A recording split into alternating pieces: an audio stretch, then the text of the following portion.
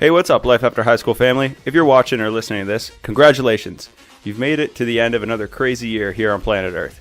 It's been a great 80 plus episodes of the show, and I want to thank you all for your never-ending love and support for continuing to help grow this show and make it the #1 podcast in Sudbury and one day the world.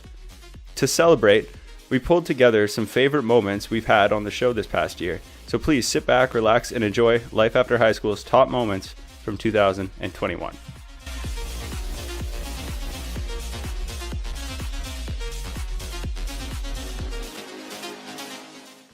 How Rob Ramsey landed Blue Mountain State. While I was in university, I landed a show called Blue Mountain State, which we were shooting, which I started shooting, I think, in my second year. Really? And, goodness, how do I surmise all this? Graduated university, had some more success in the acting world, and decided to go to LA. So I moved to LA. For a few years, and actually I should preface that by saying I was gonna go get my master's in acting. I was fortunate enough to be accepted to the New School University in New York City, and almost went there, but they had a stipulation where you couldn't do outside work while you were in school, because you become a product of their teachings, and they want to really craft you before you're released into the wild world of acting. And I had already started booking stuff, so it just didn't make sense. But I became intrigued about moving to the States. And so I moved to LA, lived with my buddy Alan Richardson, who played Thad in BMS for a few months, and kind of went back and forth for a bit until I decided to really give it a go. And moved down there full time for a few years, and then I hated LA and decided to move back. For many reasons, for me, it just wasn't for me. I didn't find that there was any sense of community. Everything's just so spread out, and I was doing a long distance relationship that whole time, so that didn't help either. So I packed things up and moved home, and have just been sort of shooting stuff here and there, making my own stuff ever since. And that's a rough summation of it. And so that's crazy though, because my cousin played football for the Acadian team, but I can't remember what years. Because I'm like, man, but because he played for Acadia as well. I did that the whole way through, I think, but I think his program was clearly more like there was kind of, he basically did football and then did school again afterwards. Yeah. He didn't try to do it both at the same time. Yeah. Okay, I'm going to go play football and then I'll figure out this school thing. So, it's a full-time commitment. Like most schools, I think you have to maintain a certain grade average, and then you have practice just about every night, and then games, and you got to study and watch the tapes, and So I guess what I'm wondering with all that is, what were some of the biggest challenges that you faced when you were, let's say, when you're in your, kind of like your mid-20 range there, like figuring out kind of what to do? I guess what I'm wondering actually was, what kind of inspired the move to LA? It was because of the role in BMS? Yeah, I mean, I'd been fortunate enough to have some success, and I kind of just felt like I gotta give this a really good go. I gotta give it 100%, and that unfortunately means moving to Los Angeles and trying it down there. Yeah. And I wanted to challenge myself, and at the time my girlfriend, who I did the long distance with in LA and have since married, it all worked out. Yeah. Congratulations. She was getting her master's in London, England. So I thought, well, she's away anyways. Why don't I take this opportunity to go try it and explore that. And what's the getting an agent process like? especially at that age when like you have the degree and then you have like a couple theater performances and stuff, like when you still need a lot more experience? What's that like? It's a great question. I was pretty fortunate. Before I got to university, I played a lot of football. I played in high school, and then I played in this other Ontario league. Cool. And when I was doing that, there was a guy, I was playing for a team called the Metro Toronto Wildcats. And when I was doing that, one day during practice, this guy showed up, and he said he was scouting people to be extras in a new football movie. A movie called It's a Boy Girl Thing. Yeah. And one of the coaches was like, hey, you should talk to Rob. I know everyone knew I did theater as well. Kind of loud. And so he came over and approached me and got me and a couple other guys to come do it. And I got to set, and the director saw me, and he was like, hey, we actually have this role. It's just one line, but I'm going to give it to you. And so I had that under my belt. I had done one production. Yeah. But what I did, and what I sort of tell everyone to do, is we have this actors union called ACTRA, and they have a website. I think they still do have this now, but on it had a list of every agent in Ontario, I think, and sort of what they did. Some agents specialize in commercial, some specialize in theater. And so I just sort of went through that whole list of like a couple hundred agents, found the ones who did everything, because I wanted an agent who did a lot, and I just cold emailed them and I said, hey, my name's Rob. I have been doing theater for a while. I just recently did this movie, small part in this movie, and I had a headshot. And so I sent them my headshot. Probably sent out about 300, 200, and heard back from 10, and met with 5. Nice. And then met with 2 more of them again, and then eventually chose my agent. And I was fortunate enough to sign with one of the great agents in Canada, Rich Kaplan, and nice. And I've been with him ever since. He kind of just took a shot on me, and you go in as when you don't have that much experience, you have to go in and do cold reads for them, which essentially means that they give you a script. Yeah. In the room, they say, take 5 minutes, go look it over. And then I came back and did it, performed it, read it with them. Dr. Dre donates his liver. You did something, like, remarkable on that day. And you're laughing, but, like, I was flabbergasted when I heard what you did. So can you enlighten everybody on what we both know? I'm just surprised that you got the date. So I keep messing up the date when I always got, because the 9th is when me and Brian started dating, so I always got to mix up those days. So June 9th, so June 12th. There's a few significant days kind of really close together. Back to back. Oh, yeah. So, What happened? So June 12th, 2012, I had the opportunity to give a part of my liver. So in 2011, my uncle was diagnosed with liver cancer. Jeez.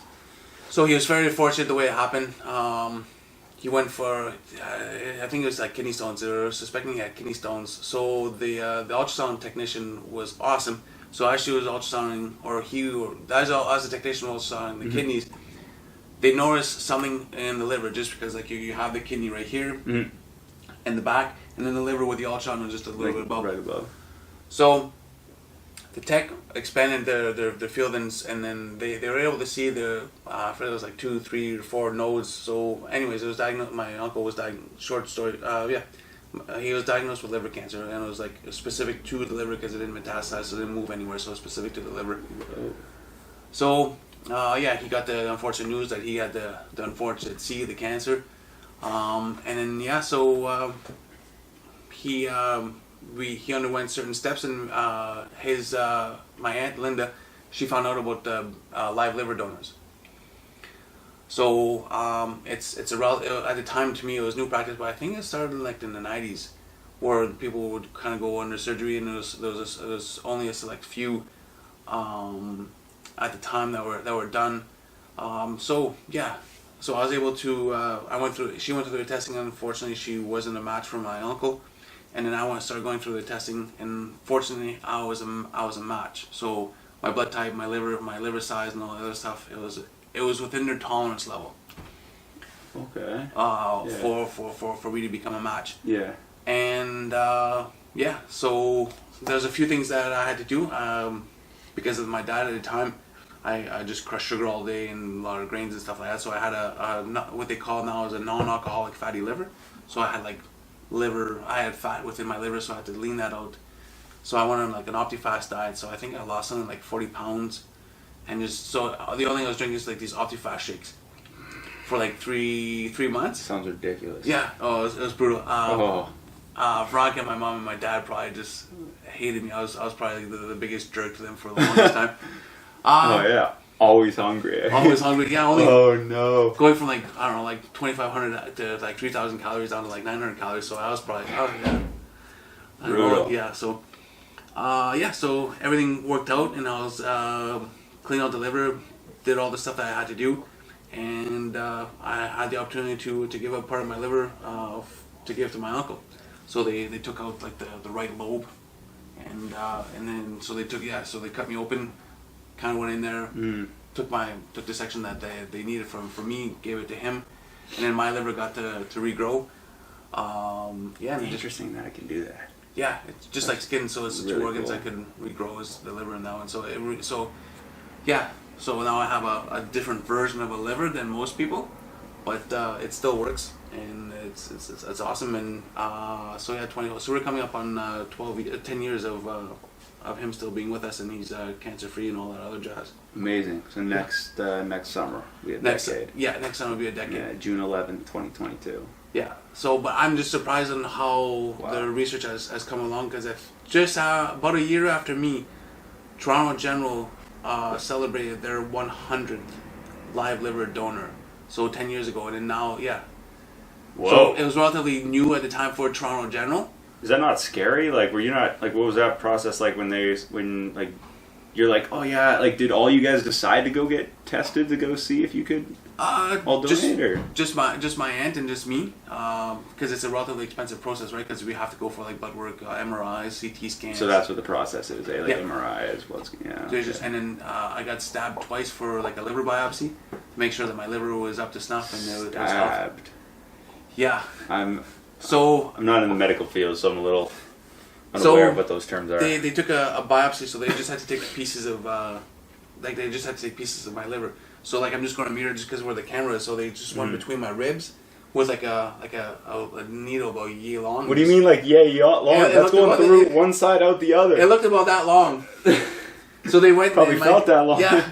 Oh no. So I'm not too sure if they did an incision. So they came in between my ribs and just kind of jabbed my liver, and they pulled tissue samples out just to see how the quality of my liver. Yeah, that happened twice. So yeah, there's just different things that happened twice, by the way. Yeah. Ooh, no. Because they had to see how, at the time, because I had the fatty liver, so they had to see the content of it. Because it's, if I remember correctly, if it's over 10% of fat in the liver, as soon as they take the liver out and they put it on ice, the fat will destroy the rest of the liver. So all the efforts that I did, it will be wasted, because as soon as they put it on ice, the liver's dead. Just because the way the fat will harden or whatever, and it just destroys the liver. Fat just ruins the liver, eh? Yeah. Oh, man. So yeah, so I had to get it under 10%. So I was able to clean that out. Joe's favorite experience in Latin America. In my intention to like learn, I ended up going and spending my first kind of 30 days at a Spanish school. So in a small town of Colombia called San Carlos. And wow, I had the intention to learn, so I'd go and I ended up, it was a workaway. That's a platform where you can kind of exchange whatever services or volunteer work for food and board, which is nice. Workaway? And Workaway. It's workaway.info. I highly recommend it as a tool and a almost community as well for connecting with opportunities that are volunteer specific, but allow you to whether extend your travels or really connect with people.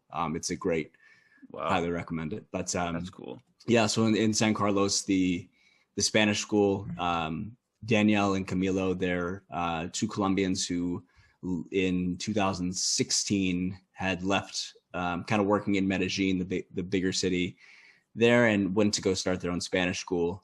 And in their in one of them's hometown, Mm-hmm. and their passion for the language, but also just the amount of fun that and the authenticity that the experience that they created, where you're learning Spanish, you're spending a couple hours a day doing Spanish, doing homework, conversing in the town, but then the town is surrounded by nature. So in the afternoons every day we'd go and hike to a waterfall, swim in the river, go canyoning, big hike. It was really incredible experience that I started the trip there. I did 30 days, and then I went back to Colombia and to visit there, I think 4 more times.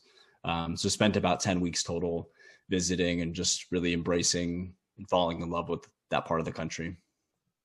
Wow. At what point living abroad into that did you make the jump to be a facilitator? Was it like a year in, or you were living there for a couple months, you decided, or you went there specifically? No, so it ended up being about a month in. So I had the month at Spanish school and kind of knew I would have the intention of, I was in Colombia. I was okay, I'll make my way either north or south. I was kind of figuring out as I went. And that's when this was late 2017, in December of that year, ended up going to Quito and doing the training to be a facilitator in Ecuador. So that was pretty quick turnaround from there. So I had the training there. Then I actually went home back to the States for Christmas time, and did another type of training. I did a yoga teacher training for a month. Cool. I think on your trip, I think we probably did a couple classes. I remember doing one almost, if we didn't have an activity like Wayusa in the morning, then yoga. Yeah, it was yoga. I think I did 4 of them, but there was an activity like all day. So yeah, that was interesting. Yeah, cool. So it was right away, and was half of the taking Spanish lessons. Sorry, was that with the intent of trying to? Devin Kershaw doesn't believe in regret. I don't actually believe in the word regret. So that's tough, because I think like you make choices, and I trust the choices. I trust the choices I made there and then. Interesting. In my life. And, the cards, it's easy. Regret is easy because you can always have hindsight and look back and go like, if I would have done this, but like, but I trust myself enough. I trust myself enough to think that like, if I could go back in time with the information I had at that moment, there's a reason why I made that decision. If I could jump in the DeLorean and take a time machine back in time and do that choice again, but with all the knowledge I had at that time, I'm pretty sure I'd make the same decisions too. Yeah. Wow. So really that leaves very little room for regret, because there's not a lot of choices. There's a lot of choices I wish I'd made differently, but I made them with the information I had at the time. And you got to kind of trust those decisions, or else life is pretty miserable. Yeah, no kidding. It's easy to go back and go, well, what if I did this? Or if I had the game of what if, it's never ending, and you end up in like a really miserable pit. Yeah, totally. And you didn't do it. And it's not about what if. You had choices, you made choices, and we can't go back in time and redo those choices with what we know 10 years in the future or 5 years in the future. Like that's just not how this works. So it's a waste of energy, I think. Fair. That's fair. It's an interesting way of looking at it. Just not believing in regret. So now with that being said, though, kind of bouncing off that, do you have, because you did touch on it briefly, where you said you have like times where you're like, if I look, disappointed at the end of the race or whatever, or felt really good. But do you have a most memorable and least memorable or least favorite time from, it could be like just an elite level event, like it could be a world championships, it could be an Olympic games, like it could be whether like a team or a U performance, like a least and a favorite one. Yeah, I mean, like I don't know about a favorite performance necessarily, but like I got like I was actually left with feeling like what if those what if feelings, and at the end of 2010, like when the Olympics were all said and done in Vancouver, you know, I thought our team in general made some big mistakes. Like, I mean, we fired a coach at the end of in the spring of 2009, and hired a new coach that had never worked with me or our team before. Yeah. 10 months to go before the Olympics. Like, this is ridiculous. And there was a lot of energy wasted with like some training camp organization. Like, people were a little bit frustrated that, we didn't feel like some of the training camps were communicated effectively, and we had different ideas. We thought Fitness should be a lifestyle, not a hobby. Hygiene and appearance, putting clothes on when you go out the door. I always found it strange when I meet somebody and I'm like, oh, like what kind of things are you into? They're like, oh, I like going to the gym. I'm like, that's not an interest, that's a necessary step. We don't hunt and gather anymore. We don't get to spend all day doing hard work. We don't have a lot of farms. We sit our asses at desks all day long, and then we sit our asses in a car, and then we go to sit to recover from all the sitting that we did. You better be in the gym. So at least take ownership over your experience and master it as much as you can. And it's not complicated. It really isn't. Especially now when we have Instagram, TikTok, YouTube, you can learn all of the anatomy. Everything. Right? You can, like, YouTube University is like a joke Go now. right here. Right? And figure everything I need out ever. And that's all it takes. You Ridiculous. don't have to take a master's anatomy class to understand how the lats work. No. But, buddy, when you start to understand how muscles interact with the movement and what you should be feeling, you are immediately in the top 5% of aptitude in the gym, because everyone else is floating around, guessing. They do the Stevie Wonder. They walk in and they just sort of look for a machine that's available, and then they go do it. They don't know what it's for. They're not programming anything. They do cardio all day long. They lose 30 pounds the first week. They think that they've made the new diet. They don't realize they've just sweat out all of this water, and they're just going to be gaining weight next week. So, master your craft and take health and fitness seriously, because we're conditioned to focus so much on money. You have to have a job. You got to have six-figure salary.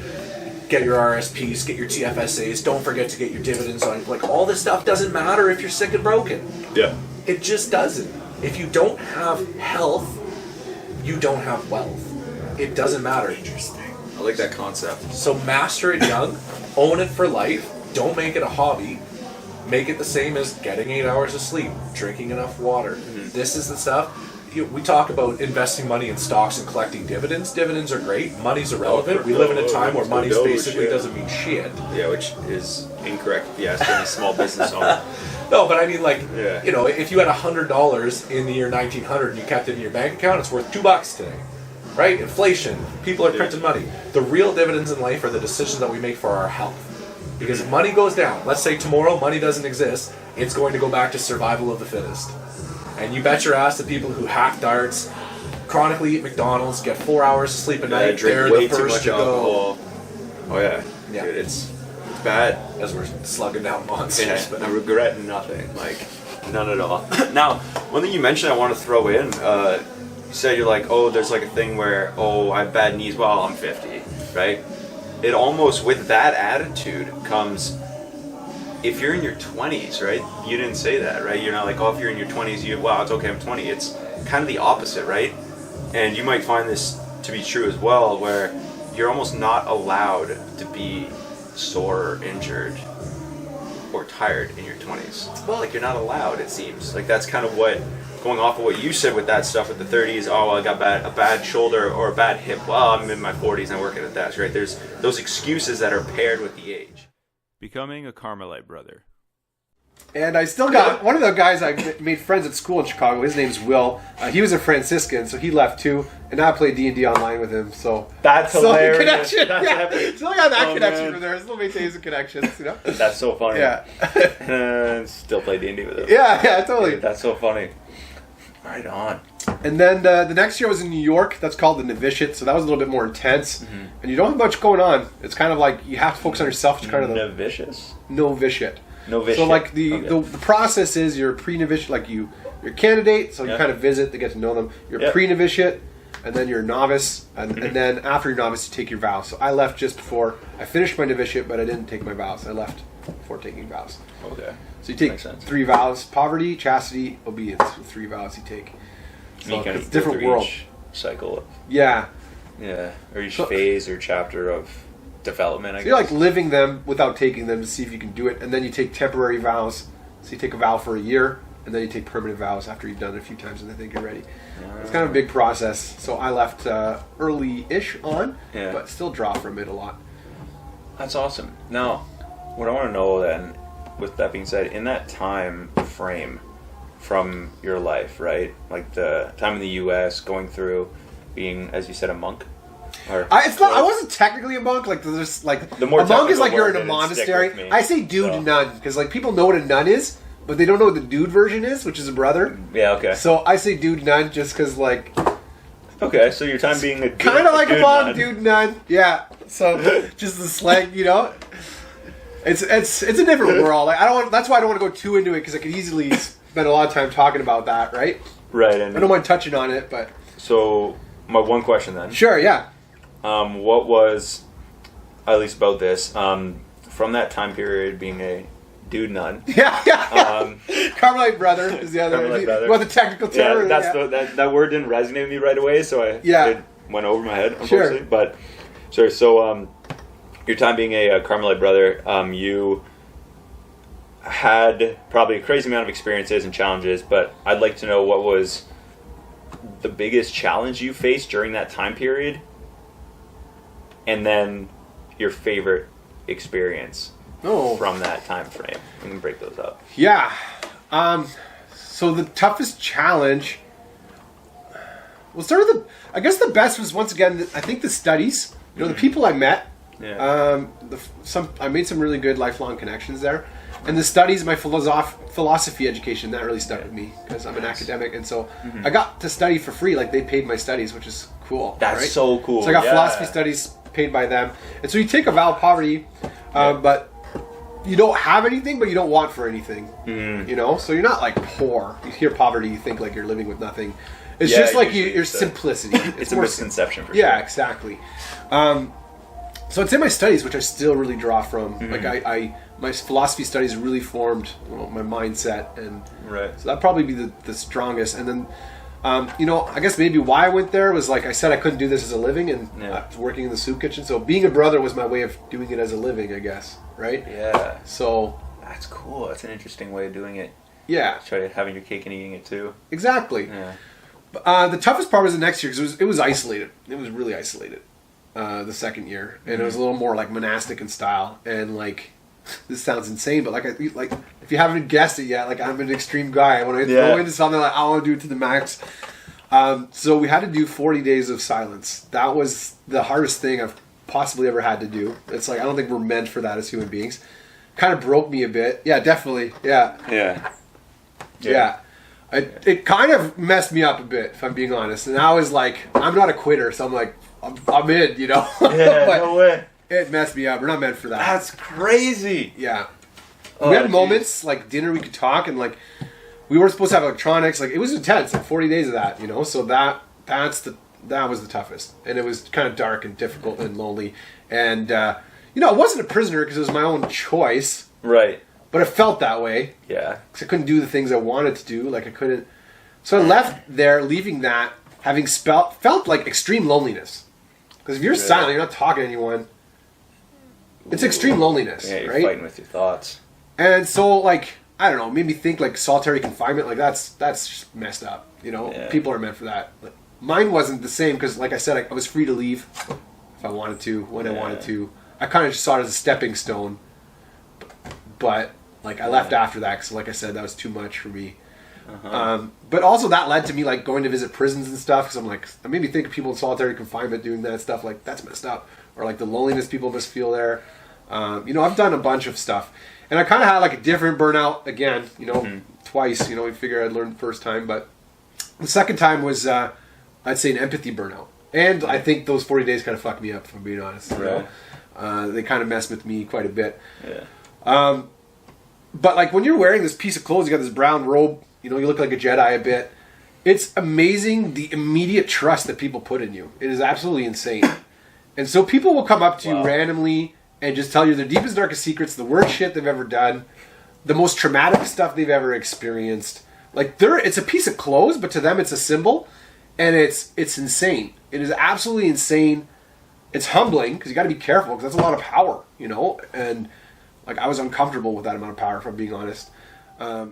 Zach's crazy experience with suicide. What is an example of something that comes to mind when I say, like, a challenging thing? Like, just kind of been like, there you go, Zach. Oh, man, like, so, like, I don't know how deep you go. Like, Oh, you can go as deep as you want, dude. It's your show. Your episode. When I was, I finished my second year university. Yeah. Like, I passed everything, but I knew that, like, I was just like, yeah, this is not it. Like, I wanted, like, I'm just not feeling it, right? Yeah. So I was, like, kind of deciding to go to, kind of making the switch over to college. That summer, like, basically between, like, me leaving university, like, finishing exams, and then, like, jumping into college at Cameron. So my mom had been dealing with depression for,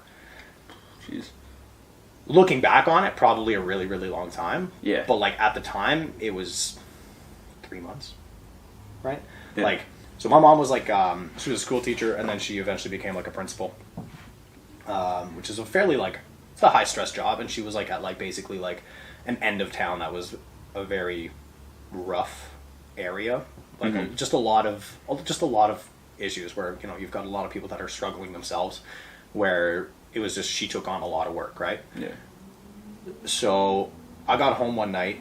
My mom had been kind of, you know, basically, like, severely depressed and, like, out of work, where she was, like, actually, like, for the first time in my life, like, my mom didn't go to work. You know what I mean? Like, she had never even taken a sick day.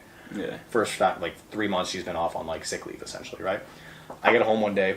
I get a call from my dad, and he's like, hey, I'm just trying to get a hold of your mom. Like, do you want to just, like, see where she's at and shit, right? I'm like, yeah, cool, whatever. So I, like, go down and basically try to, like, look for her phone or, like, see if there's anyone home, because I, like, literally just pulled up, right? Get inside. I, like, where my parents' room was, like, you'd walk into my house, there's, like, a hallway to the right and then a staircase to the basement. As soon as you got down the staircase to the right is, like, my parents' room. Mm-hmm. So I, like, run downstairs. I, like, open the door. Yeah. I'm like, I'm still on the phone with my dad. I'm like, no, like, she's not here. Like, I don't know what to tell you. He's just like, okay, well, just, like, can you see if you just, like, if she left a note, or, like, because she was supposed to go to, like, some friend's place for, like, a fucking Zumba class or some shit, right? Like, it was, like, some random shit. Yeah. Like, apparently she really did not want to go to this Zumba class. No. So I walk into my mom's room, and then, like, when I turn the corner, like, my mom had committed suicide, so she was hanging, like, from her bedroom ceiling. So obviously, like, I'm 20 or 21 at the time. Like, and, like, I had a very sheltered life as a kid, like, in the sense where, like, I had family members that had been going through struggles, but my parents always kind of kept me and my brother out of it, right? Like, where it was, like, there was just, like, something wrong. But we never addressed it. Like, I didn't know what, like, mental health was. I didn't know what depression was until I saw, like, my mom getting sick. And then I definitely didn't know what the fuck suicide was until I walked in and my mom was hanging from her ceiling, right? So, like, that's a huge experience. Like, especially, like I said, being a very sheltered kid where, like, I didn't drink for the first time until I was, like, probably, like, 16 or 17, because I, like, managed to, like, sneak out. Maybe, maybe 16, let's say. Right? Like, I was an older kid. Like, I was, like, let's say, like, a late bloomer when it came to, like, life experiences, right? But then it was, like, I got punched in the face. Yeah, right away. Right? Like, right away. Right, so it was a big shock. That's a big punch in the face, man. Yeah, so, like, you know, not exactly the, like I said, she just really didn't want to go to a Zumba class, but who can blame her?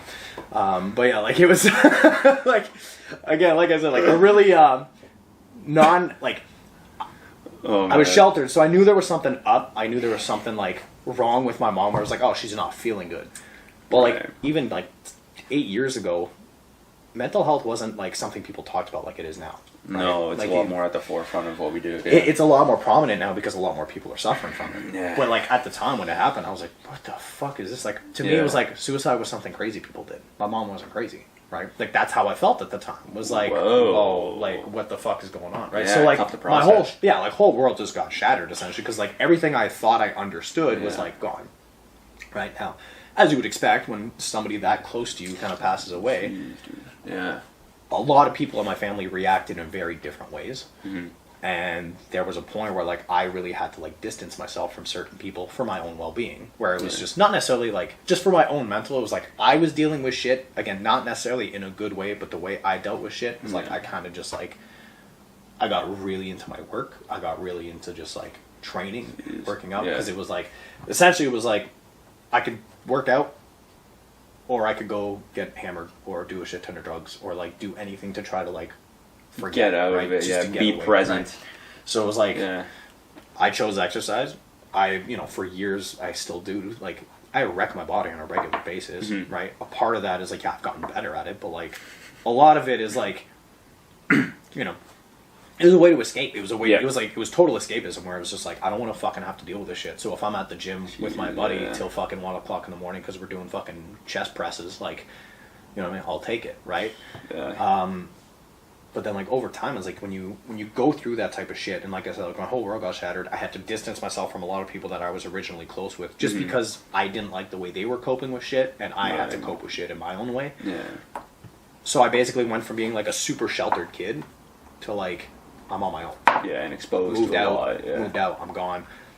Working on my own, trying to pay bills by myself. Like, nice. And like, 20 is not like, you're not young, but like, I'm also not like, I was not nearly as mature as I am now. You know what I'm saying? Like, I had some shit I had not figured out yet, right? Down. Yeah, like, you know what I mean? So like, I fucked up a lot. It's not young, but it's not old enough to be like old enough where you could be making those. You're not already doing that. Yeah, you know what I mean. You're like, hey, you have this choice now. I stepped into it because it was you stepped into it because you had to, right? Like, shit.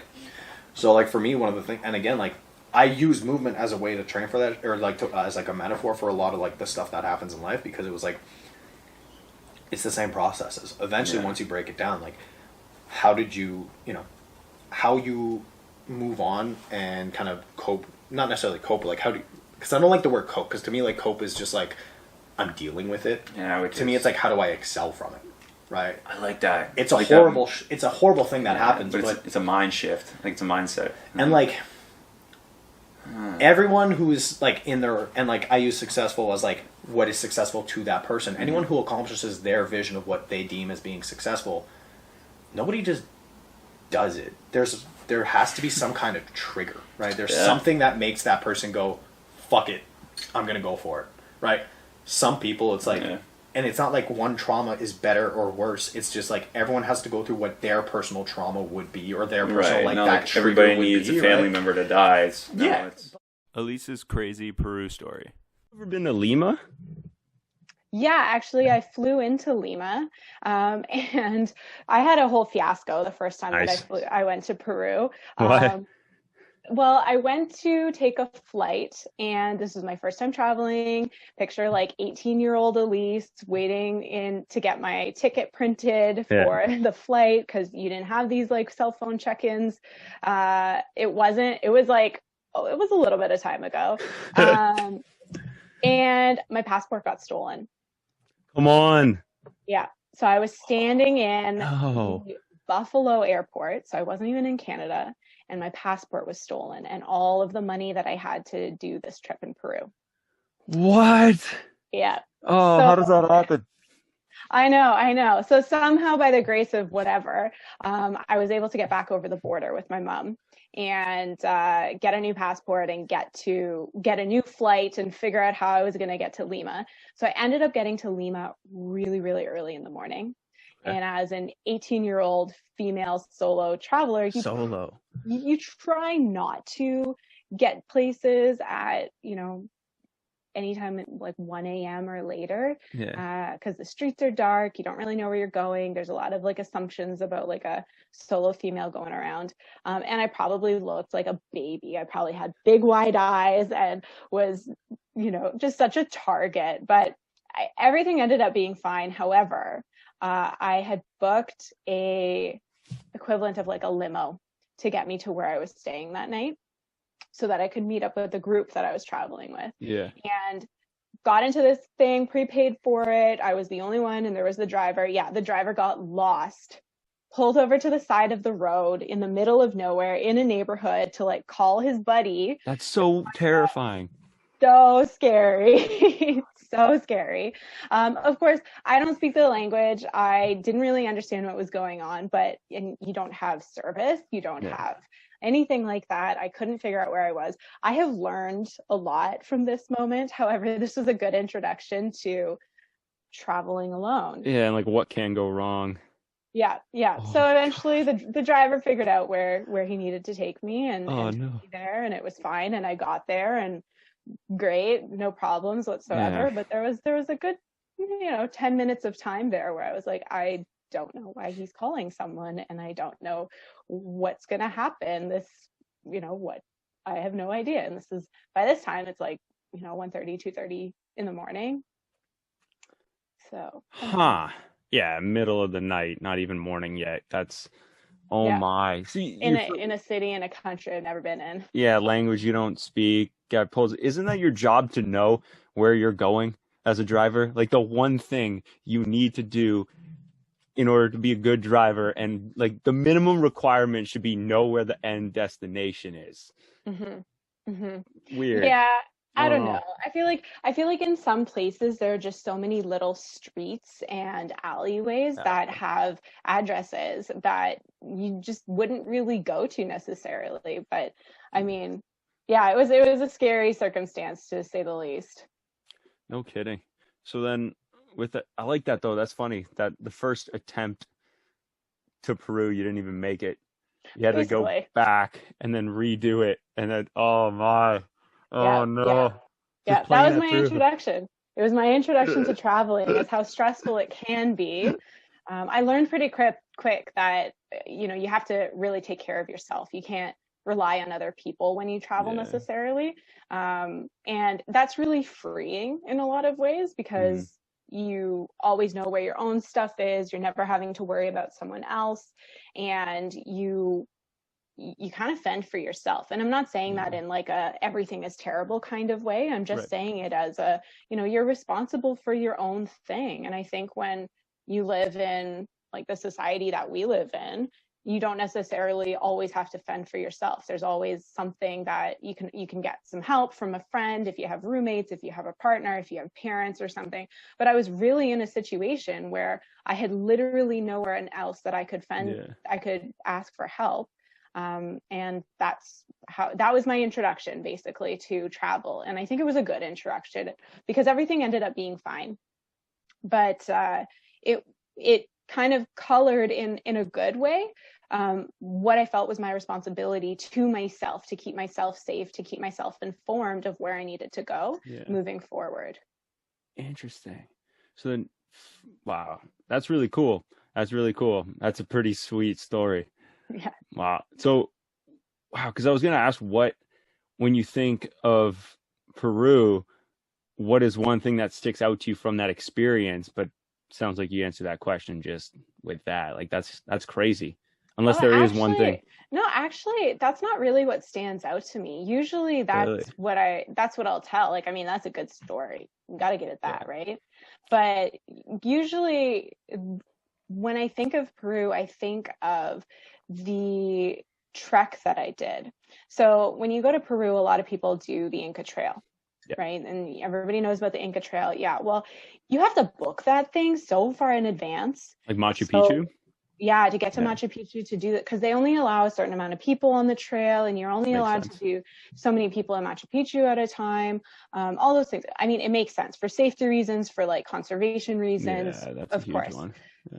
I just didn't get that option. So I did another trek called the Laris Trek. And that trek, I think it was 4 or 5 days, but it wasn't as traveled. There weren't as many people on that trek, but it was very similar, like beautiful scenery and hard trails.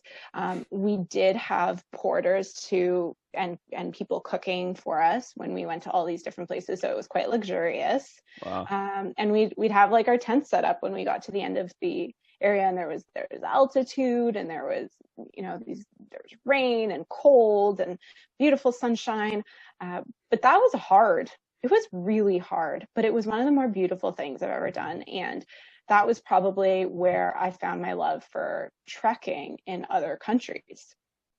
And trekking in, as in hiking, camping, staying in like chalets or bunkie type situations while you were going, because you see a totally different side of the countries that you're in. A lot of time people travel and they see cities, and the countryside and the wilderness is where you meet a lot of really cool people. You have really good conversations with people from other places. What's that you can remember, maybe if not from that one, but from all your kind of experiences overseas or down south or south of the border, what is one that, not maybe that you've experienced, but one that you've heard somebody say, or story that somebody's told you, or a lesson that they've learned or gone through that has stuck with you, that just takes the cake at the top? That's a toughie. I'm not really sure. There were so many different stories. I think what really stands out to me as a general thing is people would tell me about the experience that they had going the places that I was about to go. Nice. So often when you're traveling in hostels or guest houses, wherever it might be, I mean, you run into other travelers that speak English and you ask them about where they've been, where they're going. Pat visits a Holocaust site. What's your trip to Austria and like throughout Europe like? Oh man, bonkers, man. Yeah? Balonies, dude. Yeah? I couldn't believe it. So my friend Caro got a pro contract after she graduated University of Ottawa. Damn, good for her. And like we were playing beach volleyball all together all summer, and she's like, "Oh, I got a pro contract. I'm leaving for Austria." I'm like, "What?" All right, cool, girl. Let's go. Good for you. And then we're chatting. Her boyfriend is a seasonal worker, and he's like, "Oh, I'm gonna go see you when like the season ends," because he has like an agriculture farm. Yep. So he's like, "Okay, well, the Christmas tree ends at this time. I'm gonna take the plane. I'm gonna be with you for like from Christmas to April." That's sick. And he went out in Austria, did a lot of skiing and like the Alpines. Mm-hmm. And I'm like, "This is cool. Let's do the trip." That's sick. Yeah. And we haven't seen each other. She basically, when she left for Austria, my girlfriend and I left for Sudbury. Most of our friends were still in Ottawa at the time. They're still in Ottawa. But we're like, "Okay, we got to make a trip out there." Of course, 100%. Make the trip, yeah. And then her and her boyfriend basically give us the trip like around Innsbruck in Austria. Yeah. Have you been? Okay.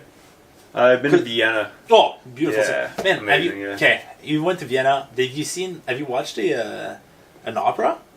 No, I haven't. Oh, no. Dude. Okay. Yeah. So we basically, Austria, we did Innsbruck. We saw her game in Klagenfurt. Yeah. Hallstatt from Frozen, which was a beautiful city. Nice. Okay. We did Munich, Vienna, and then we did Lucerne in Switzerland. Nice. Oh, that's sick. Yeah, I've never been to Switzerland. Vienna, we were all here walking on this lap, like the whole shopping mall, and we're like, that's sick.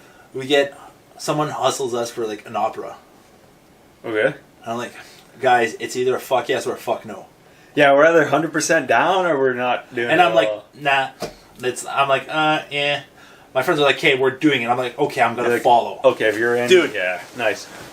I'm like this the whole time, just in awe, dude. Oh man, what's going on? What's going on, man? And like, I'm kind of like very fascinated by skill and people perfecting their craft. Yeah, man. There's someone like on the violin, like sizzling that violin, like crazy. I was just like, that's insane.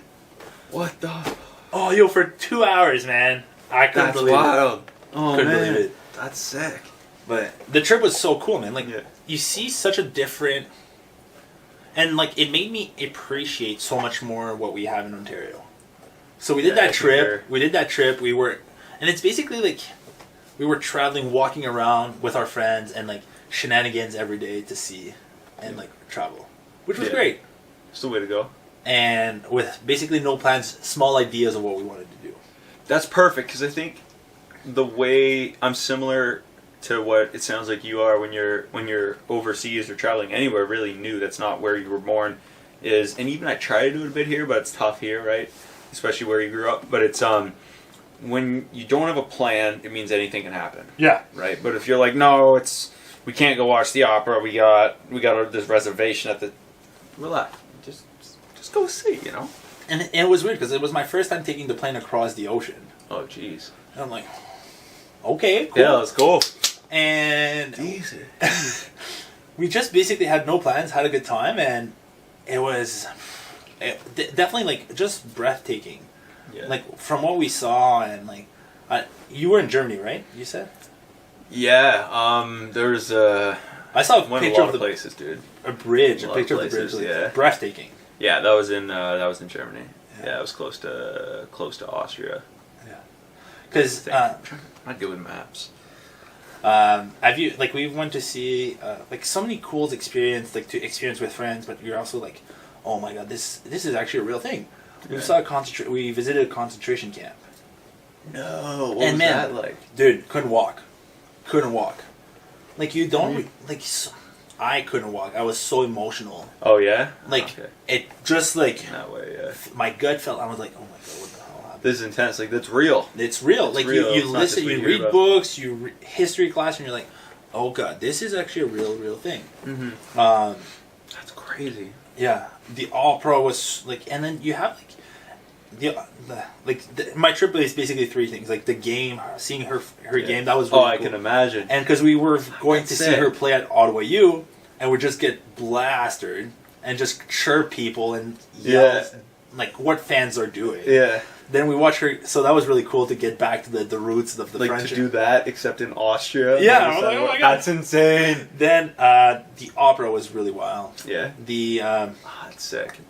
the concentration camp was a very big eye opening on like gratitude more, like be grateful for what you have, and like seek out opportunity, try to like have a bit more reflection of things.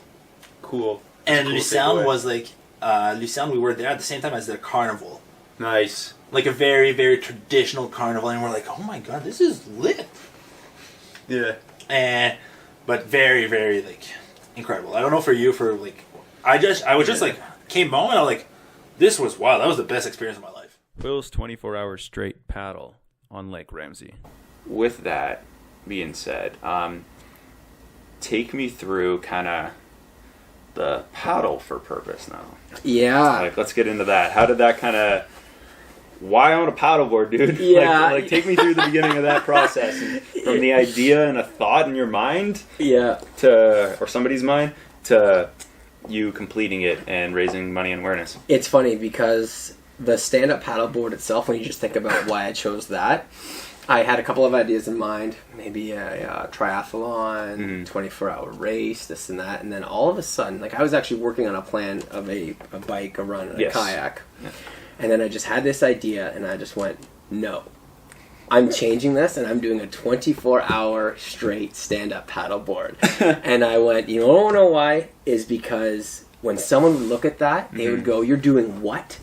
And it would draw that much more attention towards what I was doing. Right. Because I think that there were so many question marks, and people would be so much more interested. For sure. Because of what it was. Mm-hmm. And Paddle with Purpose started because my brother-in-law, Mario, he passed away from an extremely rare form of cancer back in 2019. So this was a guy that was 33 years old at the time. Way too young. Healthy as can be. Didn't smoke a cigarette. Barely drank. That's the worked out worst, football dude. player. He was No. he was. We talk about like bright lights in people's lives. He was the brightest light in Definition of anyone's that, eh? lives. He was the guy that made me look bad at my own home because he's getting up in the morning and mowing my dad's grass at the lake or whatever it's doing. He's always has a smile on his face, even when he was going through his cancer.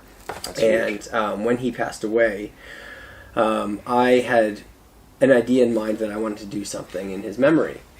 And the best way that I could do that was something fitness oriented because it was a passion of mine. Yeah. And I wanted to do something where I could bring positive change because that's all he ever did. Yeah. So I discussed with my sister about an organization called CORD, the Canadian Organization for Rare Disorders, which basically no one knows about. Like about 96% of the people that I talked to when I discussed Paddle Purpose didn't know what the organization was, and that's why this was so important. Yeah. So I put together the plan and started training. As soon as that ice broke on Ramsey Lake, I was in there. Yeah. Like late March, early April. I mean, the cold plunges maybe not so scared because we do those anyway. Yeah, for sure. But I was on there in the paddle. People are on the boat big. Will, are you crazy? They're fishing out there. I'm off doing my paddling. They're in their sweats. Yeah, exactly. And I'm just in my wetsuit paddling. And we did the TV promos, I did social media campaigns, I did a lot of work, had some great sponsors involved as well that helped push the message. I actually got to go on national TV on the morning show and to talk about it, which was really special for me. Not only was that special for the fact that it was able to get that word out there, but in my career, that's huge. That's the top that it goes, right? That's the dream for sure. That's sick, so, dude, especially doing it for something like that. Exactly, and I was so passionate about it because it was so meaningful to me. So Paddle First was created, did the training 4 times a week on the water, 5 times in the gym, and then the day came, and it was one of the most, if not will be, the most incredible experience I've ever been on in my life.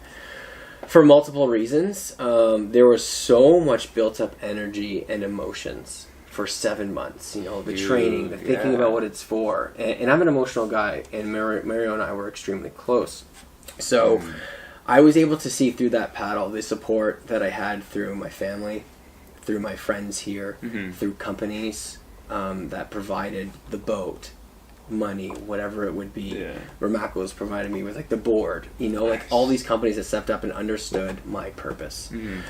People like Matt and Chris who came on the support boat, my girlfriend Jerica who was there throughout the 24 hours. Amazing. Just the energy levels that were there and the amount of support that I saw gave me a new sort of feeling that I've never felt before. And then I went through the paddle, and I had people coming out on boats, handing checks, people waving at their docks, waiting for me to go by, all lined up at Bell Park from the beginning, middle, and end, just waving, like giving their support, seeing the total money that was raised, and then always going up, and just seeing how just doing that fundraiser could positively impact this world, and seeing the community come as a whole just showed the true power of what we can do when we want to do something positive like that in this world. And it was so powerful to me to see the impact that you can have, especially when you're working together. And that was the biggest thing for me. And there was a few moments on that paddle, I think it was at hour 18, 19 when I was paddling, you know, and we had a lot of fun. The boat had like a slide on it. The support boat people are going on and off of that. But there was like this window between about like 18 and 21, 22 hours where I got into this groove where I was just thinking about Mario and paddling. And given the year that we've had, it's been, COVID is everywhere. All these things are going on. There's so much going on in your mind. For those 3 hours, nothing else mattered in the entire world except for the paddle and Mario. And looking across at the boat, I could see Pat and my girlfriend Jerica, and they were staring at me. And for 3 hours, there wasn't a word said, and we all shared that energy for the moment. And it was intense. It was so intense, and they could feel what I was feeling without having to say anything. And it was just paddling. It was just paddle. That's huge. Thinking about Mario, and it was. It's heavy. It is heavy, and it was extremely special. And that's a moment that we'll share.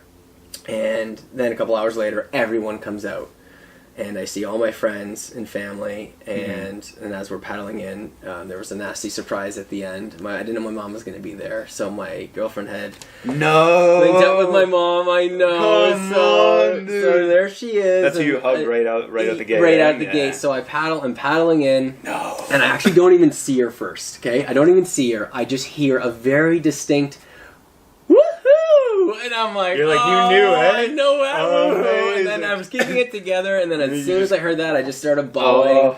Like I lost it. I thought it was gonna be okay, and it was okay. I love to feel my emotions, and I got off the board and I just cried and I just hugged her, and like to this day I'll tell her that is like a special moment that we'll share for the rest of our lives. You can't buy that. No, you can't. You can't recreate that. Nothing. No, and it was amazing, man. Like going through that whole experiencing and seeing the support and knowing the impact that I could have, like it was life changing. Richard bikes 250 kilometers on his birthday. I don't even want to drive there.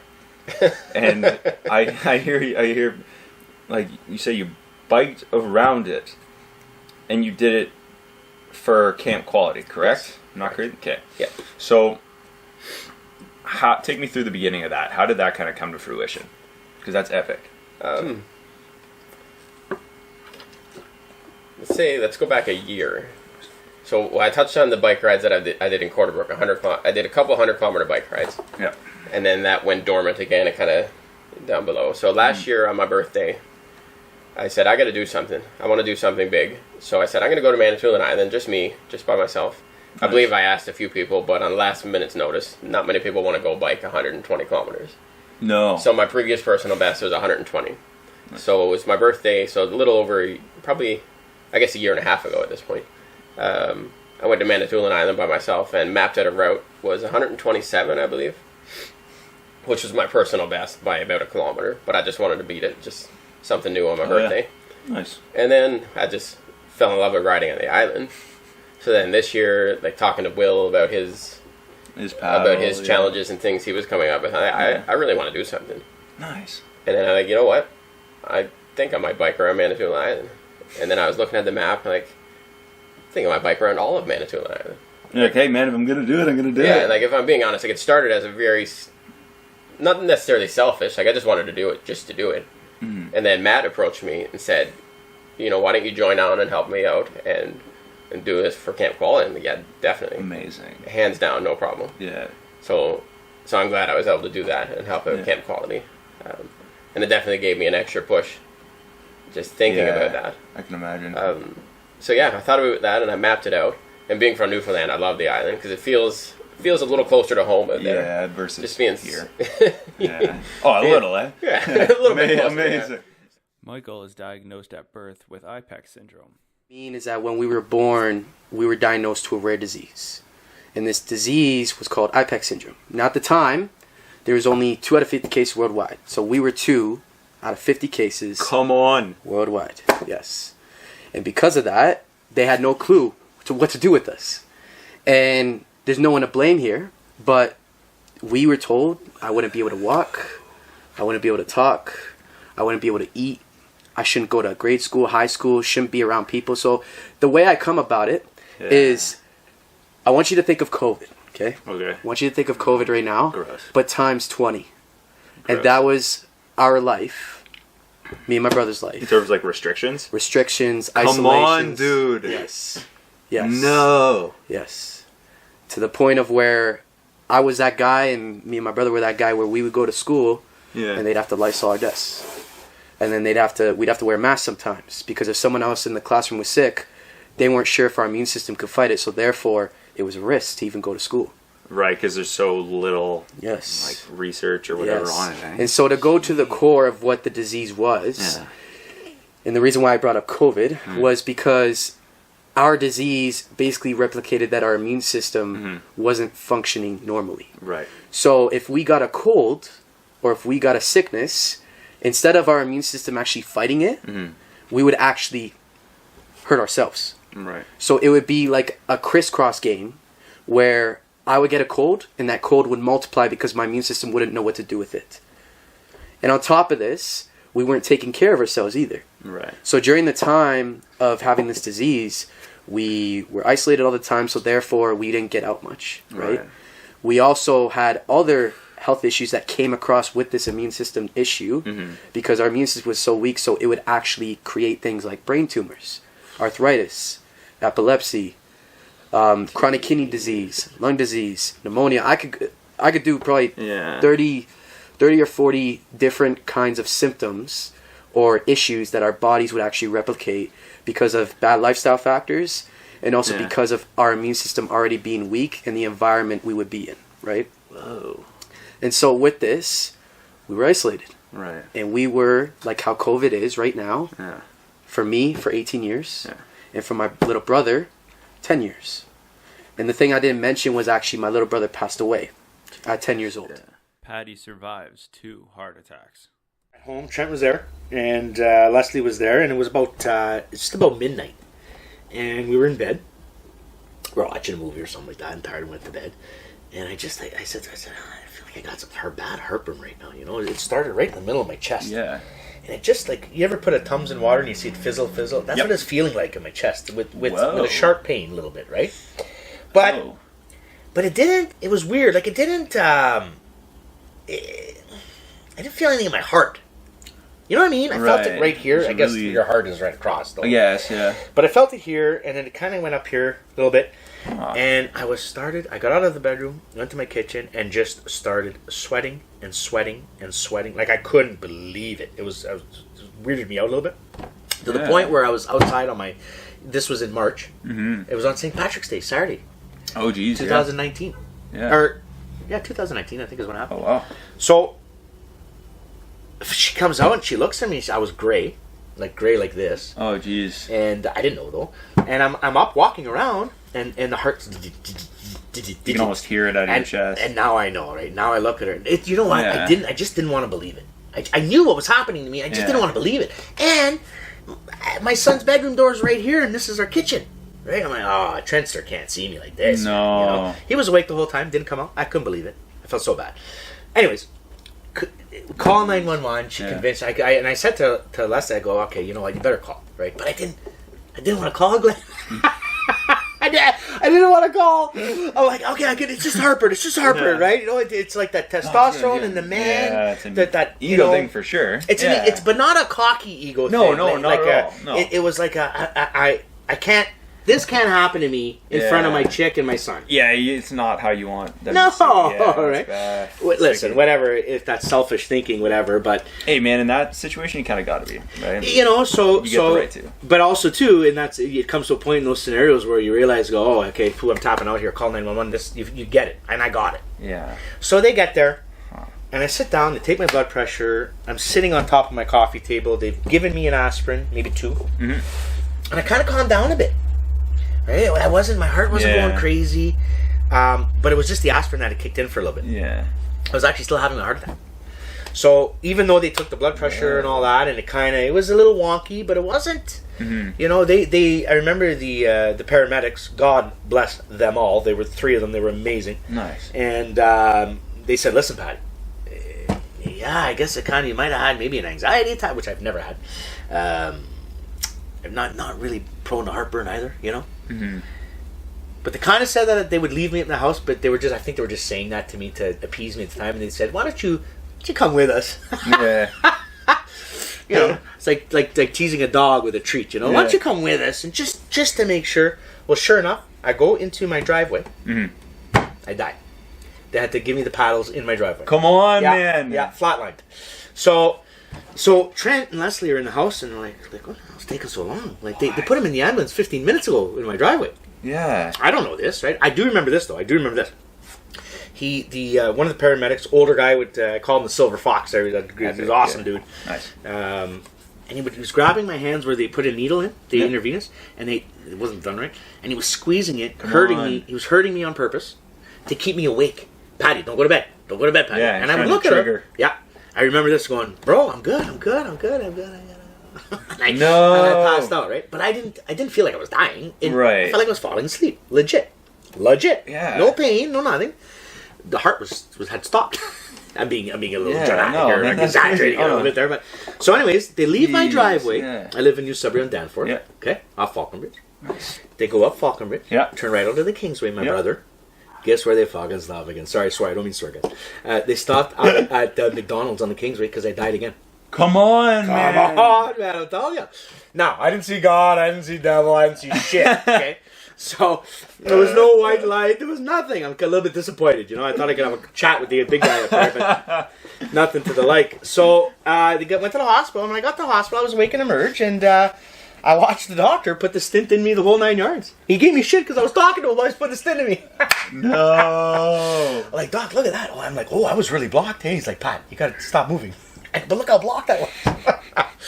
So I think I was 98% blocked in one of my arteries. So I was fortunate having, after all that, being paddled twice, flatlining twice, I only needed 1 stint. Wow. And I tell you this right now, bro. I was awake. They put it in through my arm, and I was watching the monitor. Mm-hmm. And it's like a red dye, you know, like water, like food coloring in water. That's how it looks. Well, when I was looking at it, you see this like ping pong ball size of dark fluid floating in water. Like, you know how dye floats goes over. Well, I thought that was the dye, but it was my actual blood. You could see my blood shooting through my vein as they're opening up, and each time it would pulsate through, I'd wake up a little bit. Come on. Oh, yeah. The energy and the ability to breathe. That's what I tell everybody. The biggest thing I've noticed is I can breathe now. I couldn't breathe before. I'd walk up, before I had my heart attack, bro. Yeah. A month before I had my heart attack, I quit cigarettes because I told Leslie, I go, babe, every time I walk up the stairs here, like I am sweating and my legs from the waist down were like burning, like, you know, when they burn, you know, kind of thing from doing a workout. Oh, yeah. And that's not good. I know. And I attributed it to, number one, Glenski Babes. I wasn't working out, bro, and I was still puffing darts like crazy. So I quit. I figured, you know what, Patty, you lazy shit. You haven't lifted a weight in 3 years. Yeah. I was doing push-ups at home, a little bit of curls just to maintain a little bit. Just a bit of physique. So. That does nothing unless you do 200 push-ups a day every day. Yeah, it's high demand when you're doing high that kind of demand. stuff. Yeah, for sure. So, and that's all being lazy, right? Yeah. Procrastination nation, baby. And so, but the biggest thing, anyways. Sorry, sidetracked there again. But like I said, the biggest thing that with the stent when they put in was, I felt like I had a new set of lungs. Whoa. Couldn't breathe. I short of breath all the time, and I realized now, I guess I saw it coming, but I didn't know that's what was coming. But I knew something's not right with me. Yeah. Something is, the oil in this body is thick right now, right? It's clump. Man. So that was my experience. And I'll tell you something right now, I've never felt better. Richie Rich on DJing during the pandemic. I almost don't want that to be the case, because we need to be entertained more now, because now we're just consumed with a lot of BS going around. Right. And yeah, it's not. I think. I mean, entertainment was still capable of happening throughout COVID. Mm-hmm. I think live is the key word. Live entertainment changed. You had no more mass gatherings at live events, especially indoor. Yeah. You know, I mean, outdoor events eventually can continue to happen as long as you could space yourself and social distance. Right. But in my example, the only way I could perform live events was through video. Right. And so I quickly became a Twitch streamer. Nice. Epic. You know, it didn't make me a whole lot of money. It gave me a lot of opportunity to continue practicing what I do. Which is what you love to do, so... Yeah. Otherwise, if I wanted to be in front of people and do something live, I could never do it without, you know, without being social distanced by everybody because of COVID. So that's how I probably changed my business and the way I operated was that video became really important more than ever. Mm-hmm. And I think the whole entertainment industry had to adapt that way. Yeah. Especially for live events. I know right away, you know, you always, you know, find bands and live performers on social media now just doing live videos because that's pretty much the only way you're going to find them. It's not the same where, you know, you could walk up to a bar and then all of a sudden there's a guy performing, you know. And then you want to know because you liked one of theirs. Yeah. You know, like harder to find people. Yeah, that's not happening anymore. It's slowly coming back. It's coming back for sure. Thankfully. Yeah. It's slowly moving in the right direction. Yeah. Mm-hmm. So I thought this would be an interesting thing to share with you. When I was looking through, again, to our good friend Connor, he wanted to do a second event similar to the one prior, and he said, who should I get to host?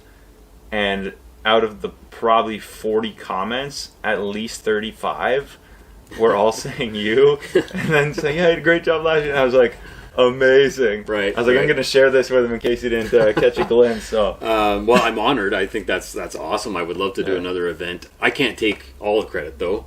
I mean, I'm gonna keep the light shining on you. You don't have to. You can direct it elsewhere. But when I do that production, I had done some already for another group called Subri MMA. Yep. They did Northern Fights and a couple other events. That's right. Yes.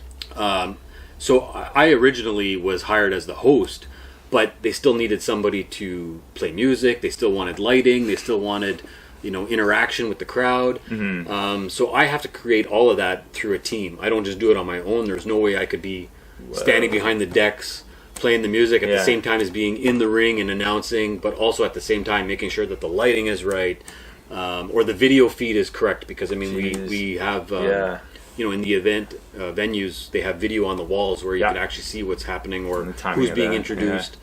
So I have a team that helps me with that. I don't do it all on my own. That would be virtually impossible. Yeah, it'd be crazy. I mean, you can through virtual, you know, through live. It's probably like I guess easier, but what now taking it back, now that we're doing kind of like you did a bit of like the live stuff and the streaming that way, what was something that was what was the most challenging thing about that transition part, and what was something that you found you just grasped onto right away? So I had already done or used the whole Twitch thing before COVID hit. You know, I had seen it, I had seen other people using it, but I always thought it was just a way for me to create video. Right. And I quickly learned that it's not, or it shouldn't be used that way. It's actually a community, and it's an interactive community. So in other words, when I'm on video, I want to actually chat and use that function to communicate with whoever's watching me. Whoa. Right? Right. So the first few times I used Twitch, the only thing I thought was, I'm just going to play my set, pick the songs I'm going to play, and record myself doing it on Twitch as I stream. Little did I know, people that are watching me want to interact and talk and chat with me, or they want me to do certain things. So Twitch has a system in place where you could spend coins and get the person who's live streaming to change it up or do something, right? So I mean, man, that's pretty cool. Yeah, it is cool. It really is cool, and that's where I think I made changes, or I learned that this is the platform is actually supposed to be used. Yeah. Yeah. And I still think there's a lot of people that don't really understand the full potential of what it can do. No? No, not at all. Jeez, that's one thing that I've wanted to almost get into with the podcast, but at the same time, I don't know the best way. I would have to look into it and research it. Yeah. I've started reading a book on for entertainers, anyways, how to monetize Twitch. So I'm sure if you search, you could probably find a book based on podcasting. What's the best way to monetize or use Twitch for that? Twitch for that specifically, yeah. Because I think that's a cool. I love that you said community, because I think that's such a cool thing that we were missing throughout the time that you had to make the transition over to virtual. Right? And when I first started streaming, it was like I'm in front of the camera and that's it. I didn't realize that there's somebody else on the other side of the camera that wants to watch and be part of what I'm doing. And it goes right back full circle to when I started my business and I wanted to create something memorable for people. Well, doing a live stream or a video is no different. Right. So to create that special memory for them, I have to make sure that I'm interacting or I'm getting something from them so that I can give it back to them, right? Yeah, that's cool. Yeah. Kim explains Chinese medicine to Glenn. The connection shit. I'm like, but then they're like, well, it's your Wi-Fi, and I'm like, but mine, my mom teaches on the thing, it's fine for her, it should be fine for this, Yeah. So then you're arguing, kind of. Yeah. And so it's for the life of me, I'll fly somewhere to do a podcast before I. Yeah. No, I hear you. I'm grateful for that as well. Yeah, it was nice, but then I got over it quickly, and now we're here. Yeah. But switching a bit of gears, do you practice Chinese medicine at all, or have you studied it? Yeah, I do. I am part of the College of Traditional Chinese Medicine Practitioners and Acupuncturists of Ontario. Nice. CTCMPAO. It's I'm very impressed. It's a big mouthful. Yeah. So I did my acupuncture. I completed it in 2000, and in 2013 they regulated acupuncture, which was the thing to do because we are breaking the surface of the skin. Yep. And then what they did was they allowed us to write a series of exams. And if you passed them, then they would grandfather you in to this Chinese medicine piece. But when I took my acupuncture, I just took acupuncture. Yeah. I didn't take traditional Chinese medicine. Oh. Right? Yeah. But the college is all of it. So it's the herbs, it's the diagnosing of the pulses and the tongue, and so it's a very it's a whole practice. Yeah. Right? And it's very, very different from Western, obviously. Yeah. I took a little bit of studying and et cetera, but so I was able to keep my acupuncture license, and it's a big part of what I do, actually. Not the traditional Chinese methods, the acupuncture. What's an example of a traditional Chinese method of healing? So traditionally they work in meridians. Okay. Right? So their belief system runs that every ailment is either an excess or deficiency. There's a problem within that meridian. So we've got lung, kidney, heart, right? Yeah. So, and if you've ever seen one of those anatomical drawings with the meridians, you'll see the little dots and the lines that kind of run up. Oh, okay. Right. Yeah, So I know what you're talking about. they all connect. So when you look up, say someone comes to you and they're having trouble with fertility. Well, there is a protocol, or there's series of protocols, and there's also laws. Yeah. So if one way doesn't work, you can work off of a different law. So it's very, very interesting stuff. Whoa. And then they give you the points, and sometimes you're simulating, Yeah. sometimes you're dampening, and so you're working on what might be blocking. Oh, that's cool. Right? So really neat stuff. So fertility is a big one. Yeah. And they work in like dampness and colds and so what their lungs are doing, what their pulses are doing, and so it's very different from. Yeah. We say it's different, but when I went to write the exam, so in terms of heat, right? They say, okay, well, there's a lot of heat in you. Well, that to us that's inflammation. So it's not that different. It's just the language is different. Right? And then when you look at, dampness, well, dampness could be something from an infection to arthritis to, right? So think about being in a damp corner for a little bit. How would you feel? Right? Yeah. So we think of them very differently. Like a chill feeling. Yeah. Weird. But you can actually if you understand what they're describing from thousands and thousands and thousands of years ago, all our medicine typically matches.